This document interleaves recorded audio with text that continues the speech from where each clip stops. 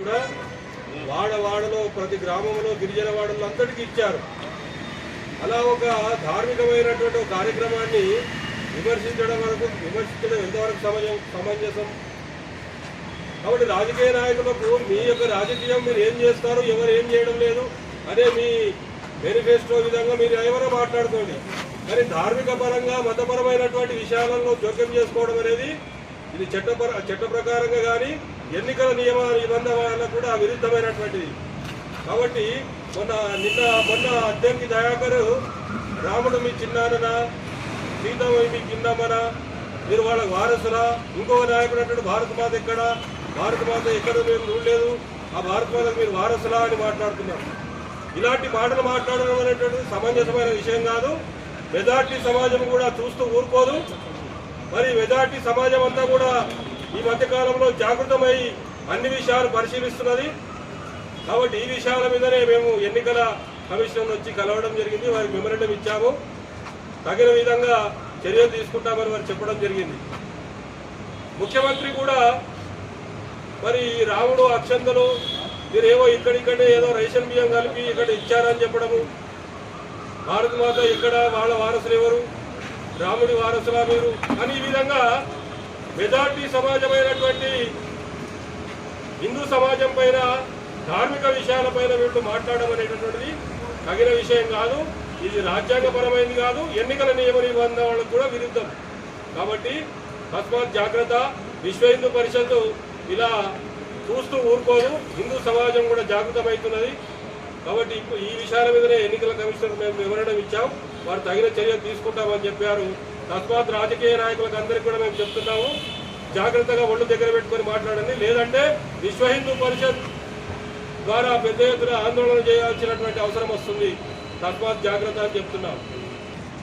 ఎగితెగితి పడుతున్నావు, అల్పంగా మూర్ఖంగా ప్రవర్తిస్తున్నావని ఇవాళ తెలంగాణ సమాజం చీకొడుతుంది. ఒక హుందాతనంగా ప్రవర్తించాల్సినటువంటి ముఖ్యమంత్రి హిందువుల యొక్క విశ్వాసాలు గాయపరిచే విధంగా అయోధ్య అక్షతల విషయంలో కూడా మాట్లాడతారు. ఆయన ఉపయోగించిన భాష రేషన్ బియ్యం కలిపారు. ఒక ముఖ్యమంత్రిని నేను అడుగుతా ఉన్నా, పేదలు ప్రసాదంగా స్వీకరించి తినేటువంటి రేషన్ బియ్యము అంటే నీకు అంత చులకన్నా? ఇదా ముఖ్యమంత్రి నోటి నుంచి రావాల్సినటువంటి చులకన మాటలు?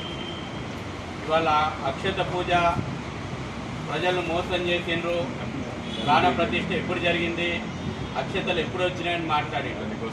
అసలు హిందువుల యొక్క ఆచార వ్యవహారాలపైన, రామ మందిరం యొక్క ప్రాణ ప్రతిష్ఠ పైన అవగాహన ఉంటే నీవు మాట్లాడాల్సిన మాటలు నీవు కావాలి. 5 నవంబర్ 2023 లోపల ప్రాణ ప్రతిష్టలో మొదటి పూజ అక్షత పూజ, భూమి పూజ అయింది. నాకు అదృష్టం, నేనే స్వయంగా తెలంగాణ ప్రజల పక్షాన 4.5 కోట్ల తెలంగాణ ప్రజల పక్షాన ఆ పూజలో పాల్గొని అయోధ్యలో అక్షతల నుంచి స్వీకరించి తెలంగాణకు తీసుకొచ్చినాం. తెలంగాణలో 9,500 గ్రామాల లోపల ప్రజలు భక్తి శ్రద్ధలతోటి వాటిని స్వీకరించారు. ఇవాళ ప్రజలు అంత భక్తి శ్రద్ధలతో ఆ కార్యక్రమాన్ని నిర్వహిస్తే నువ్వు ఇలా చులకనగా మాట్లాడుతున్నావు. ఓట్ల కోసం కక్కుర్తి, ముస్లింల ఓట్ల కోసం, ఓటు బ్యాంకు రాజకీయాల కోసం మెజారిటీ ప్రజల యొక్క విశ్వాసాలను గాయపరుస్తున్నావు కదా. నీ అస్తమే, నీ నెత్తిపైన భస్మాసుర అస్తమే అయితే గుర్తుపెట్టుకో రేవంత్ రెడ్డి. ఇట్లనే ఎగితెగిసి పట్టిండు భస్మాసురు అంటాడు, చేతి తీసుకుపోయి నెత్తి మీద పెట్టుకున్నట్టు బూరిదయ్యిండు. ఇలా గతంలో హిందుగాళ్ళు బొందుగాళ్ళు అంటే బొందబెట్టారు బీఆర్ఎస్ను. ఇంకా కేసీఆర్ కూడా బుద్ధి రాలే. నేనేం తక్కువ తిన్నా కేసీఆర్ కంటే నువ్వు ఉరుకుతా ఉన్నావు హిందువులను విమర్శించడం లోపల.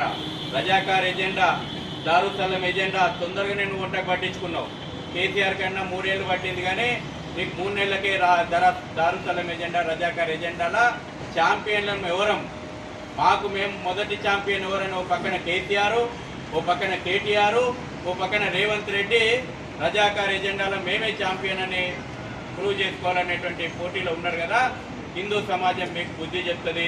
వాళ్ళ ఎలక్షన్ కమిషన్ కూడా అడిగినాం మేము, మీరు ఎందుకు యాక్షన్ తీసుకుంటలేరు?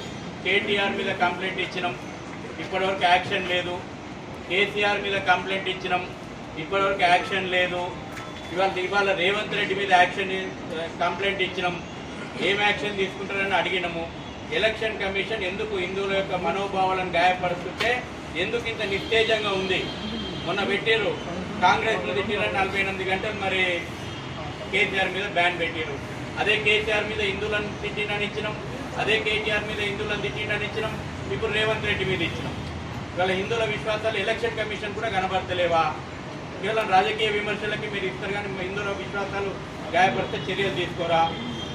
కేంద్ర ఎన్నికల సంఘాన్ని కూడా మేము ఫిర్యాదు చేయబోతున్నాం.